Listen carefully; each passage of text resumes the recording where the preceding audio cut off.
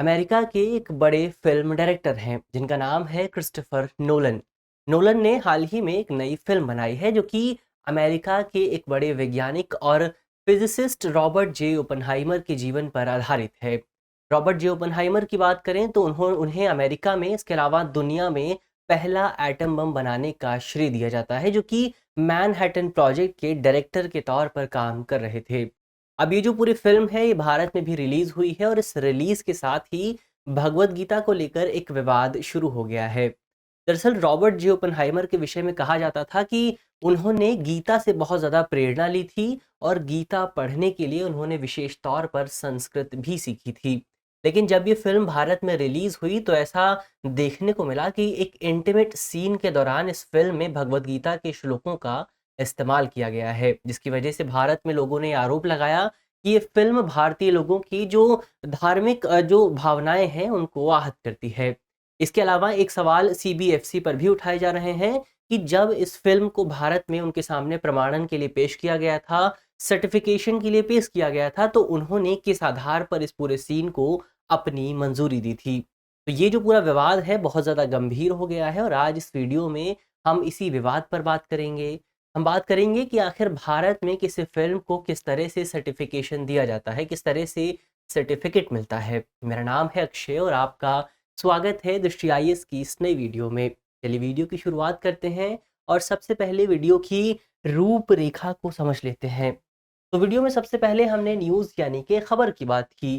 खबर को जानने के बाद हम सीबीएफसी यानी कि केंद्रीय फ़िल्म प्रमाणन बोर्ड की बात करेंगे, central board of film certification की बात करेंगे, उसके बारे में कुछ बुनियादी बातों को जानेंगे। इसके अलावा ये भी जानेंगे कि आखिर भारत में फ़िल्मों का जो सर्टिफ़िकेशन होता है, उस सर्टिफ़िकेशन की प्रक्रिया क्या है, प्रोसेस क्या है? इसके अलावा भारत में फ़िल्मों को किस तरह के सर्टिफ़िकेट जारी किए जाते हैं, उन पर भी बात करेंगे और ये भी बात करेंगे कि फ़िल्म सर्टिफ़िकेशन की जो प्रक्रिया है भारत में, इस प्रक्रिया की इतनी ज़्यादा आलोचना क्यों होती है, इसका क्रिटिसिज़्म क्यों होता है? और अंत में एक सवाल पर भी बात करेंगे। सवाल जो होगा वो प्रीलिम्स का होगा। इसके अलावा ये जो पूरा विषय है मुख्य तौर पर सामान्य अध्ययन प्रश्न पत्र 2 से जुड़ा हुआ है। आप इसे भारतीय राज्य व्यवस्था और सरकारी नीति एवं हस्तक्षेप जैसे खंडों से जोड़कर देख सकते हैं। इसके अलावा ये पूरा विषय भारतीय समाज और इंडियन सोसाइटी से भी जुड़ता है। चलिए आगे बढ़ते हैं और सबसे पहले सीबीएफसी क्या है? केंद्रीय फिल्म प्रमाणन बोर्ड की बात करते हैं। तो शॉर्ट फॉर्म है इसकी सीबीएफसी और फुल फॉर्म है इसकी central board of film certification. इसकी बात करें, इस निकाय की बात करें तो ये मुख्य तौर पर भारत में सूचना और प्रसारण मंत्रालय के तहत काम करने वाला एक वैधानिक निकाय है, एक स्टैट्यूटरी बॉडी है। अब वैधानिक निकाय होने का क्या मतलब है? तो वैधानिक निकाय होने का मतलब है कि इस पूरे निकाय को भारत में संसद के एक कानून के माध्यम से गठित किया गया था। तो कौन सा था वो कानून? तो उस कानून का नाम है सिनेमेटोग्राफी एक्ट 1952 और इसी एक्ट के माध्यम से भारत में सीबीएफसी को गठित किया गया था। अब सीबीएफसी का काम क्या है? तो इसका प्राथमिक काम ये है कि भारत में जो फ़िल्में हैं, उन फ़िल्मों के पब्लिक जो डिस्ट्रीब्यूशन है, उन फ़िल्मों की पब्लिक जो प्रदर्शनी है, उस प्रदर्शनी को विनियमित किया जाए। यानी कि ये रेगुलेट किया जाए कि भारत में जो सार्वजनिक तौर पर फ़िल्में दिखाई जा रही हैं, उन फ़िल्मों में किस तरह का कंटेंट दिखाया जाएगा, उन फ़िल्मों में किस तरह के सीन्स दिखाए जाएँगे। ये तय करने की जो ज़िम्मेदारी है, वो ज़िम्मेदारी भारत में सीबीएफसी को दी गई है, central board of film certification को दी गई है। अब आगे बढ़ते हैं, इसके स्ट्रक्चर पर बात करते हैं। तो central board of film certification में मुख्य तौर पर सबसे पहले तो एक अध्यक्ष मौजूद होता है, एक चेयरपर्सन मौजूद होता है। इसके अलावा इसमें 25 मेंबर्स भी मौजूद होते हैं, 25 सदस्य शामिल होते हैं, जिनका कार्यकाल जो है इन सभी लोगों का जो कार्यकाल है, वो 3 वर्षों का होता है और इनकी नियुक्ति जो है वो केंद्र सरकार द्वारा की जाती है। इसके अलावा सीबीएफसी का जो मुख्यालय है वो मुंबई में मौजूद है और साथ ही भारत सरकार द्वारा सीबीएफसी में एक सीईओ यानी कि चीफ एग्जीक्यूटिव ऑफिसर की भी नियुक्ति की जाती है। ये क्यों होती है? तो क्योंकि सीबीएफसी के ये जो मेन मेंबर्स हैं, जो अध्यक्ष है और दूसरे जो मेंबर्स हैं, उनका कार्यकाल 3 साल का होता है। तो ऐसे में 3 वर्ष के छोटे से कार्यकाल में इस पूरी संस्था का जो प्रशासन है, उसमें कंटिन्यूटी बनी रहे। ये सुनिश्चित करने के लिए सरकार द्वारा एक सीईओ का फुल टाइम नियुक्ति की जाती है। ये जो पूरी पोस्ट है, ये एक फुल टाइम पोस्ट होती है। इसके अलावा सीबीएफसी में 9 रीजनल ऑफिसेज़ भी होते हैं और ये जो रीजनल ऑफिसेज़ हैं ये भारत के बड़े-बड़े शहरों में होते हैं। जैसे कि दिल्ली हो गई, मुंबई हो गई, कोलकाता हो गया, चेन्नई हो गई, कटक हो गया। इस तरह के जो शहर हैं यहाँ पर 9 रीजनल ऑफिस शुरू किए गए हैं और इन रीजनल ऑफिसेज़ में ऑफिसर्स मौजूद होते हैं, जिनका प्राथमिक कार्य ये होता है कि जो सीबीएफसी के 25 मेंबर्स हैं, उन मेंबर्स की सहायता की जाए। इसके अलावा ये जो रीजनल ऑफिसेज़ हैं, इन रीजनल ऑफिसेज़ की सहायता करने के लिए कुछ सलाहकार पैनल भी बनाए जाते हैं, कुछ एडवाइज़री पैनल्स बनाए जाते हैं।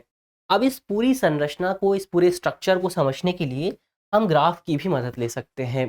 तो ये पूरा स्ट्रक्चर है सीबीएफसी का, जिसमें सबसे पहले ऊपर चेयरमैन मौजूद होता है, अध्यक्ष मौजूद होता है, जिसके नीचे आते हैं 25 बोर्ड मेंबर्स और उसके नीचे आते हैं 60 एडवाइज़री पैनल्स के मेंबर। अब यहाँ पर जो चेयरमैन होता है वो सरकार द्वारा नियुक्त किया जाता है। जो बोर्ड मेंबर्स हैं वो भी सरकार द्वारा, केंद्र सरकार द्वारा नियुक्त होते हैं और जो एडवाइजरी पैनल के मेंबर हैं वो भी केंद्र सरकार द्वारा नियुक्त होते हैं। लेकिन इनमें अंतर ये है कि ये जो चेयरमैन और बोर्ड मेंबर्स होते हैं, ये मुख्य तौर पर इंडस्ट्री के अंदर के लोग होते हैं, यानी कि जो फ़िल्म इंडस्ट्री है, वहाँ से ये लोग लिए जाते हैं। जबकि ये जो एडवाइजरी पैनल है, इस एडवाइजरी पैनल के जो लोग होते हैं वो इंडस्ट्री से नहीं होते, बल्कि वो इंडस्ट्री के बाहर के लोग होते हैं। इसके अलावा इनके कार्यकाल में भी डिफरेंस होता है। जैसे जो चेयरमैन है और जो बोर्ड मेंबर्स हैं, उनका कार्यकाल केंद्र सरकार के अनुसार 3 साल तक के लिए तय किया जाता है। जबकि जो एडवाइजरी पैनल के मेंबर्स हैं, उनका कार्यकाल केवल 2 साल का होता है। तो ये तो इसके पूरे स्ट्रक्चर की बात हुई। अब आगे बढ़ते हैं और ये जानने की कोशिश करते हैं कि आखिर भारत में फ़िल्म प्रमाणन की जो प्रक्रिया है, वो प्रक्रिया किस तरह से काम करती है। तो इस पूरी प्रक्रिया की शुरुआत होती है जब कोई व्यक्ति फ़िल्म का निर्माण करता है और उस फ़िल्म को सीबीएफसी के सर्टिफ़िकेशन के लिए उस फ़िल्म का जो कंटेंट है, जो रील है, वो सबमिट की जाती है किसी रीजनल ऑफ़िस में। और जो फ़िल्म का जो कंटेंट है और फ़िल्म की जो रील है, उसको सबमिट करने के साथ-साथ कुछ शुल्क भी देना होता है और कुछ दूसरे जो नियम हैं, वो भी पूरे करने होते हैं। इसके बाद जब फ़िल्म रीजनल ऑफ़िस में पहुँचती है, तो वहाँ पे जो रीजनल ऑफ़िसर है, वो एक जाँच समिति का गठन करता है। वो एक एग्ज़ामिनेशन कमिटी बनाता है। अब ये जो एग्ज़ामिनेशन कमिटी है, ये 2 तरह की हो सकती है। पहली जो एग्ज़ामिनेशन कमिटी है, वो शॉर्ट फ़िल्म्स के लिए बनाई जाती है। शॉर्ट फ़िल्म्स मतलब वो फ़िल्म्स जिनकी जो लेंथ है, जिनकी जो लंबाई है, वो 72 मिनट से कम है।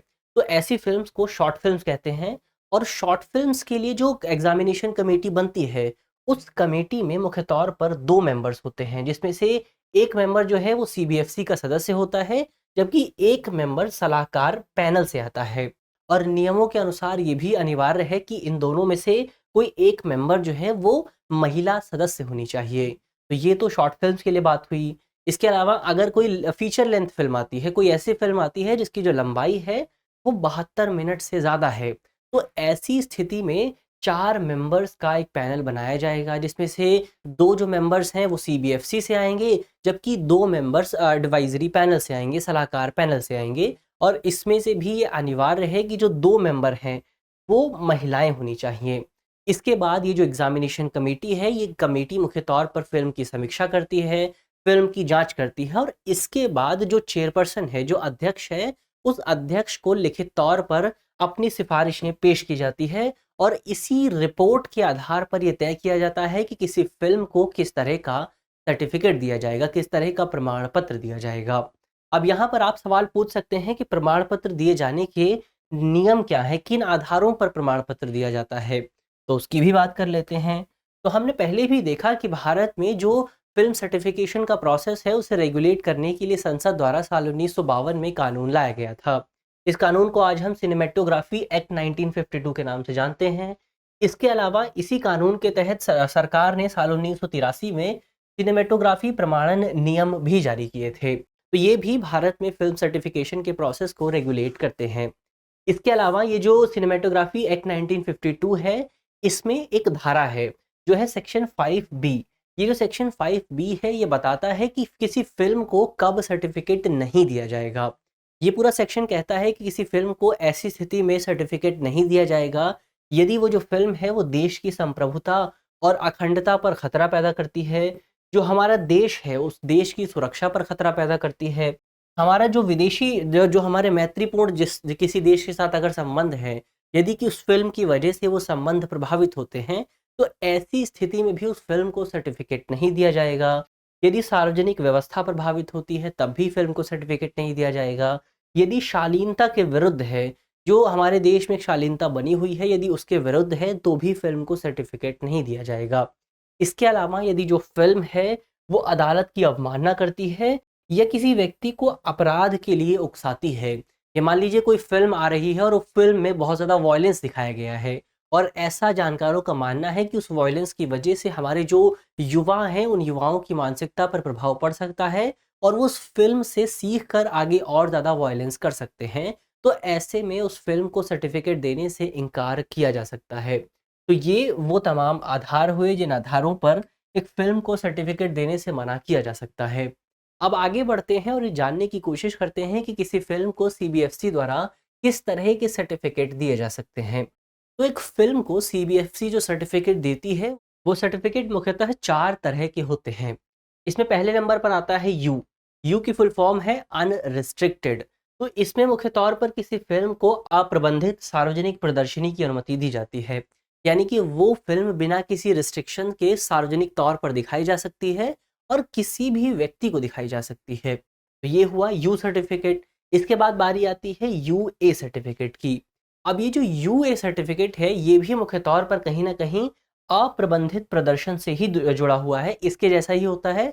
लेकिन यहाँ पर सब एक अलग बात ये है कि यदि किसी फ़िल्म को यूए सर्टिफ़िकेट मिलता है, तो उसका मतलब ये होता है कि उस फ़िल्म को यदि 12 वर्ष से कम उम्र का कोई बच्चा देखने जाता है, तो उसको पैरेंटल गाइडेंस की ज़रूरत पड़ेगी।